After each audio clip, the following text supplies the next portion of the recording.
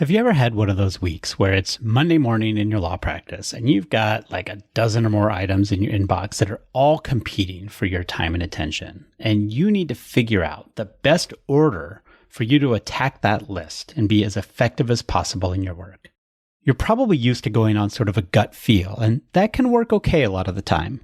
But as I talked about in my episode on explicit policies, going off your gut can fail you in times of stress or overwhelm.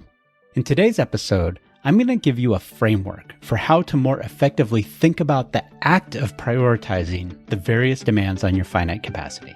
Ready to become a more agile attorney? Let's go. Welcome to the Agile Attorney Podcast, powered by Agile Attorney Consulting. I'm John Grant, and I've spent the last decade helping lawyers and legal teams harness the tools of modern entrepreneurship to build practices that are profitable, scalable, and sustainable for themselves and their communities.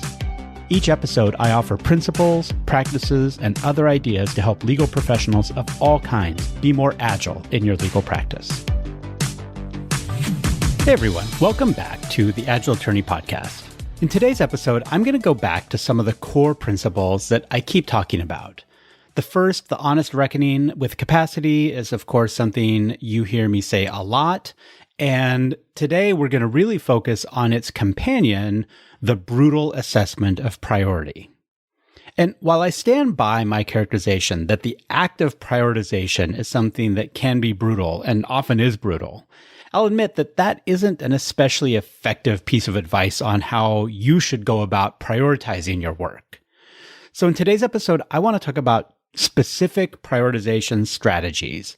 And I'm going to do it using two frameworks from the Kanban method and also other Agile and Lean methods. And these are complementary. The first one is known as cost of delay, and the second is called classes of service. And I'll explain what I mean by classes of service in a moment, but I'm going to start with cost of delay because in a lot of ways, it's the easiest one to wrap your head around. Really, it's exactly what it sounds like. Over time, the cost of not doing certain chunks of work will grow. That's the delay, right? The cost will go up. But the way in which it grows is different depending on different situations or different types of work. And that's where the classes of service is going to come in. And this is a little hard to do in an audio format, but really the easiest way to understand cost of delay and the context of classes of service is to envision a graph. And I'm going to do my best to describe that graph to you. The x-axis of the graph is just elapsed time. And it doesn't really matter what unit you're thinking of, months or weeks or days or minutes. Most of you probably aren't doing the types of work where minutes and hours are critical, except maybe, right at the very end of something. So maybe think in terms of days or weeks. The y-axis is cost, and there's different ways to think about the components of cost, and I won't dive all the way deep into that, but high level, there's obviously a monetary component, either an expense you'll have to incur or your client will have to incur, or an opportunity that you or your client wants to seize upon. And there also might be less tangible things like reputational costs or sort of this social emotional cost, like the feeling of guilt or stress that comes from not getting a particular chunk of work done when you meant to. Lots of different components, but I think you get the idea high level. And so if you think about what this graph might look like, and especially the shape of the line inside of those axes, it's different for different types of work. And I'm going to explain some shapes of that line in the context of the four primary categories or archetypes of class of service. So what's this notion of class of service? And rather than dive in and sort of explain that in detail, I think the easiest way to help you understand the concept overall is to just start by telling you what the four primary archetypes for class of service are and what those graphs look like. The first one is standard work. Right? These are your regular day-to-day tasks that you probably just get done when you can get them done. If you're a litigator, it's the stuff that is in your pre-filing negotiation or letter writing, assuming you don't have a statute of limitations coming up. If you're an estate planner and you're working with a healthy client who needs a will or a trust, but there's no particular urgency to it, that's standard work.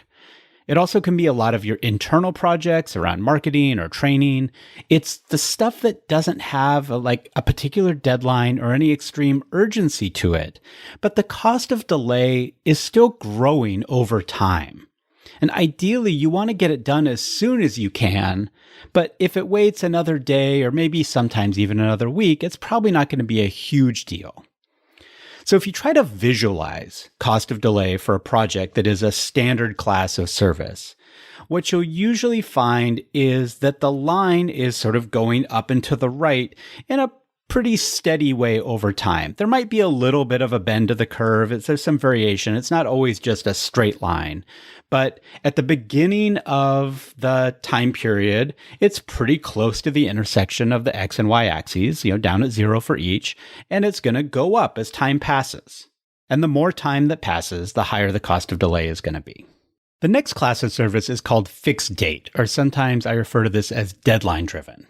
And these are the tasks that have a specific deadline and also that have consequences, sometimes considerable consequences, for missing that deadline. It includes things like court filings or statutes of limitation or tax deadlines. If you're on the transactional side, it might be the end of a particular sales cycle or deliverables due by a certain date under a contract. And I want to draw a little bit of a distinction here between something that is truly deadline driven, where missing that deadline results in tangible consequences, as opposed to something like a promised by date or an expected delivery date, where there's still going to be consequences for missing it, but it's not necessarily a major thing. It's going to sweep in more of that sort of feeling of guilt or maybe a little bit of reputational harm. Now, when you visualize the cost of delay for a fixed date item, it results in a graph that looks something like a stair step. The cost of delay before the deadline is pretty low, and it usually doesn't grow that much over time, so the line kind of looks pretty flat. But as soon as you hit that deadline, the cost of delay spikes almost like a wall. And after that deadline gets missed, the costs are significantly higher. But then once you've missed the deadline, it often sort of levels out again. Sometimes it continues to grow if there's like daily penalties or interest or things like that, but oftentimes it's pretty binary. You either meet the deadline or you don't, and if you don't meet the deadline, you suffer the consequence. The third class of service is called expedite, and these are the urgent, time-sensitive tasks that come up unexpectedly and require your immediate attention. I often tell my clients that an expedite class of service is where something has caught fire, and if you don't do something about it quickly, that fire is going to spread rapidly. A lot of HR emergencies fall into this category. Going back into the estate planning context, it could be that a client has become gravely ill or injured.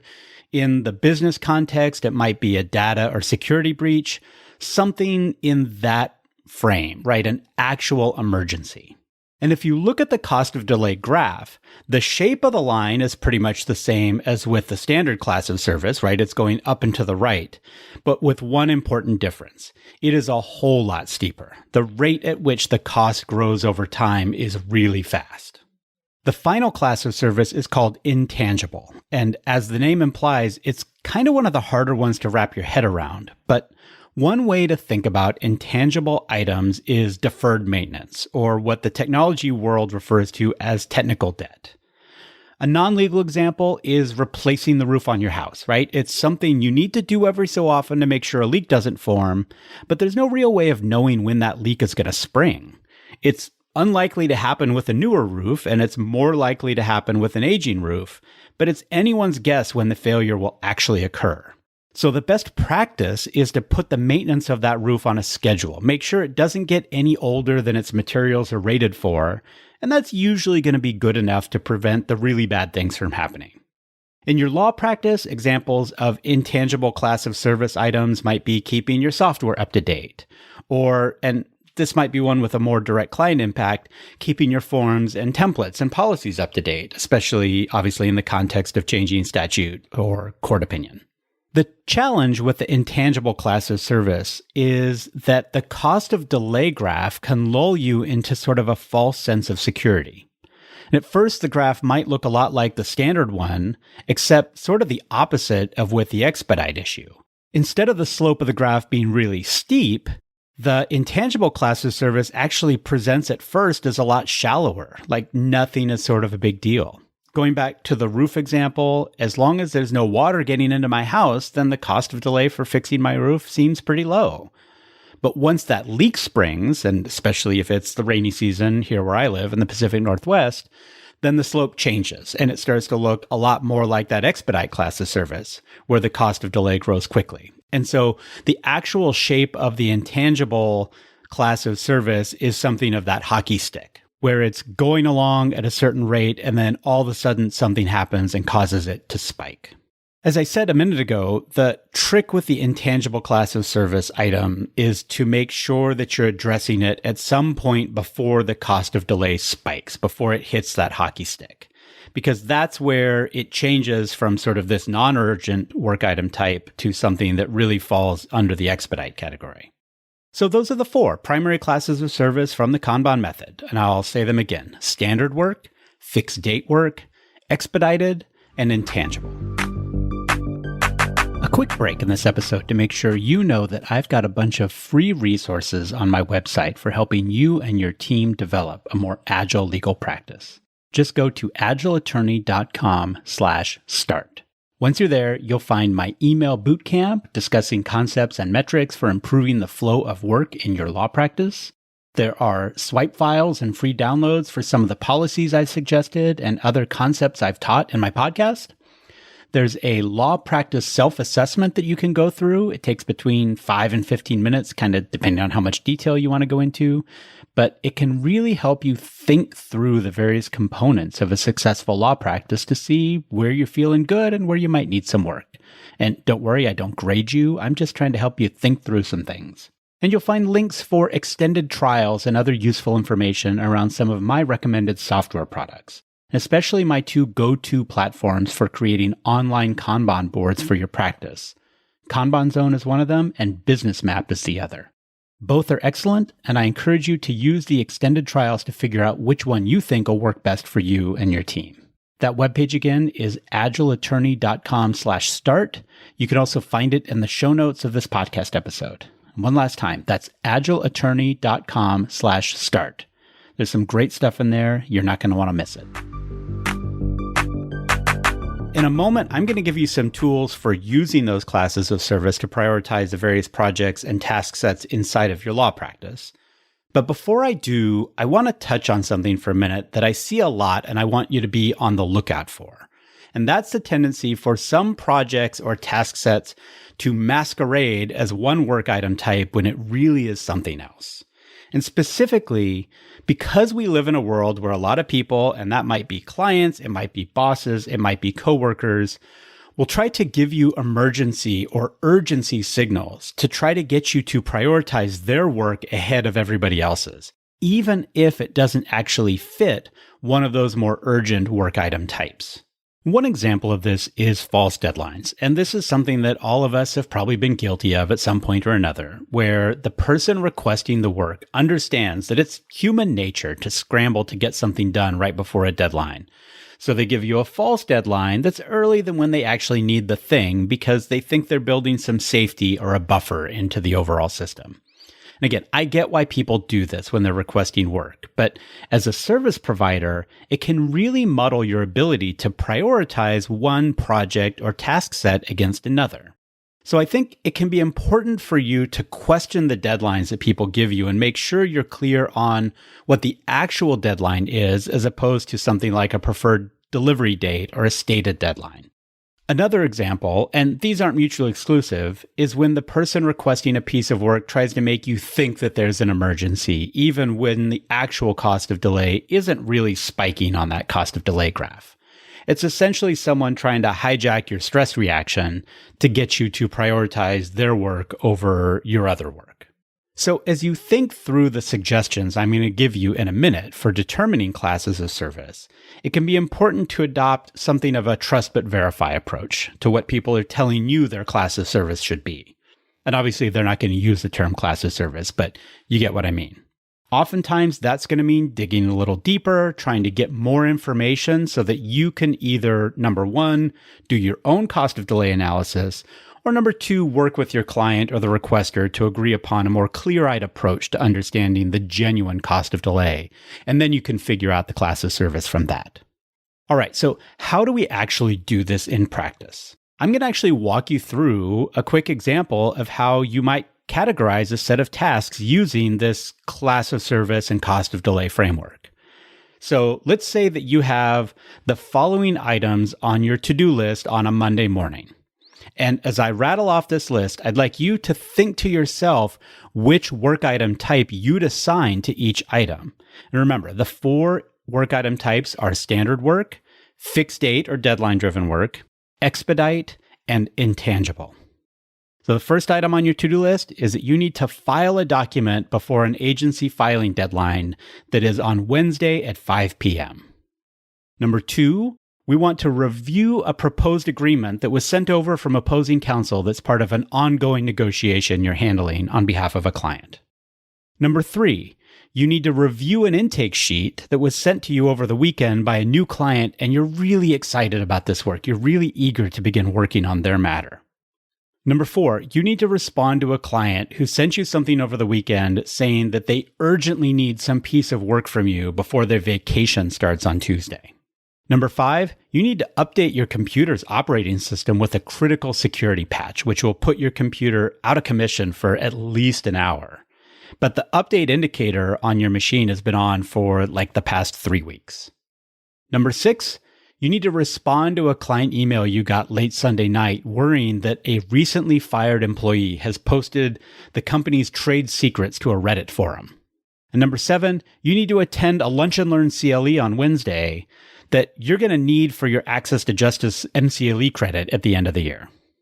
Okay, hopefully you got sort of a mental first impression on what each of those would be. I'm going to go through each work item type and talk about which of those items I think falls into each one. And I'm going to start with the expedite category. Hopefully you identified the trade secret breach as something that almost certainly requires immediate attention to get it taken down and start determining the extent of the damage. I think that's pretty clearly expedite style work. Now, there was a second item in the list that may have been giving off urgency signals, but may not be truly urgent: the request from the vacationing client. Now, there's a chance that the request truly is urgent, and therefore it belongs in the expedite category. But there's also a chance that the client is just doing that flurry of brain dump ahead of their vacation, and this isn't a drop everything and attend to this sort of task. They just want to get it out of their head, and you're going to need more information to figure out whether this is really an expedite thing or whether it maybe belongs more squarely in standard work. Next is the fixed date work item type, and I only see one on this list, and that's the agency filing deadline on Wednesday. And because we're only 3 working days away from that deadline, getting that filing in should be the next thing you tackle after you've put out the other client's trade secret fire.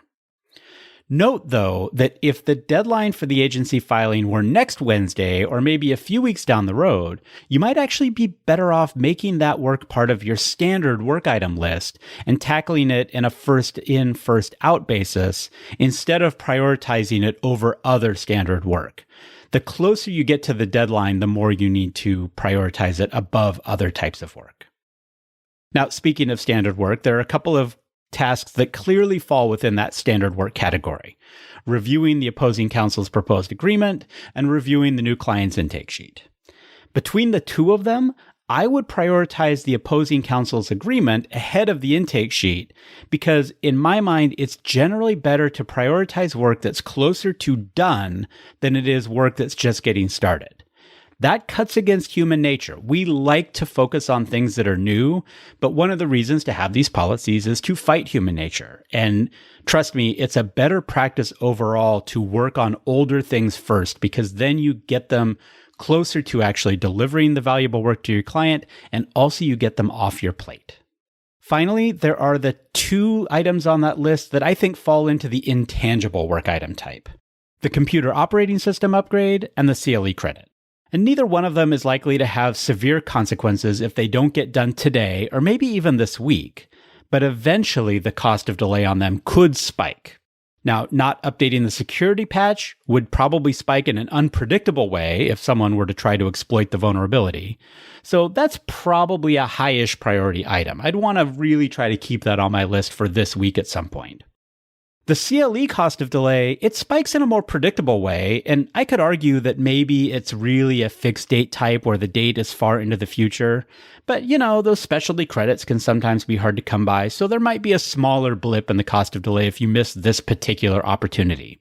My advice would be keep it on your calendar, but be prepared to skip it if you still haven't made that agency filing deadline by noon on Wednesday, and then you can reclaim the time for that.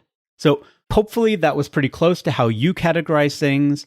The one thing I will say is that you need to make sure that you're reviewing this backlog of tasks, semi-regularly, probably at least weekly, and adjust their class of service as you need to, because a standard task might start to become expedite if circumstances change, or obviously, as I've talked about, an intangible task might become a lot more pressing if you've been neglecting it for too long and you hit that hockey stick part of the graph. So why go through all this effort, right? Why bother with this process of trying to categorize your tasks like this? I think there's a few key benefits. Number one, it helps you establish a policy, right? Something that you can fall back on that becomes your default practice, your standard operating procedure. And that really is the thing that's going to help you better accomplish your goals and keep things moving in a clear and consistent and predictable way over time. Number two, it creates sort of a shared language and a framework for prioritization. And especially if everyone on your team or inside of your practice understands what these classes of service are and what they mean, it can be easier to communicate about what tasks need to be prioritized higher than others. It also ensures that the important but non-urgent tasks don't get neglected.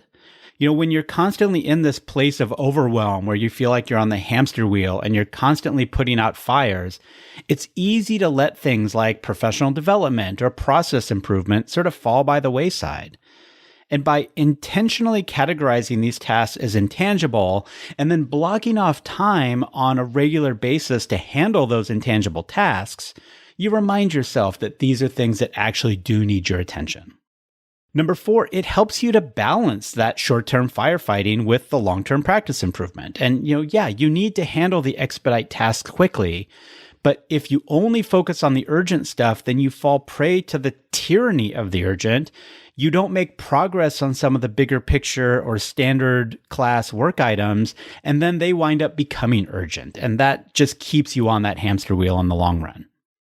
All right, so wrapping up this episode, how can you get started with using classes of service in your own practice? A few things, right? Number one, just take a look at your current to-do list and try categorizing each task into one of the four classes, right? Just like we did in this mental exercise. And don't worry if it feels a bit arbitrary at first. Don't worry if there's a debate between one or the other. Just take your best guess at it. Because the more you practice, the more you'll get used to using the model and the more consistent it will be for you and the easier the process of doing this categorization will become. If you have a team, then I think it's really useful to talk about this framework within your team, right? And obviously you can ask them to listen to this podcast episode. I've got some materials that I'm going to be putting in the show notes that show these actual graphs instead of having to explain them to you. But I think the more that you all are on the same page about what each class of service means and how you'll prioritize and handle the tasks in each category, again, the more consistent and predictable your overall work is going to be. And finally, see how it feels to you. See if it changes the way that you approach your work. And if you have any questions or feedback about the process, please don't hesitate to get in touch with me. Thanks for listening to the Agile Attorney Podcast. I'm your host, John Grant. If you found today's episode interesting or useful, please share it with someone who you think would benefit from a more agile approach to their legal practice. If you have any questions, feedback, or maybe a topic you'd like to hear me cover, you can reach me at john.grant@agileattorney.com. To help other attorneys and legal professionals discover this podcast, it helps a lot if you could rate or review me on Apple Podcasts or Spotify. And of course, be sure to subscribe in your favorite podcast app. This podcast gets production support from the fantastic team at Digital Freedom Productions, and our theme song is the instrumental version of Hello by Lunara. That's it for today's episode. Thank you for listening and see you next time.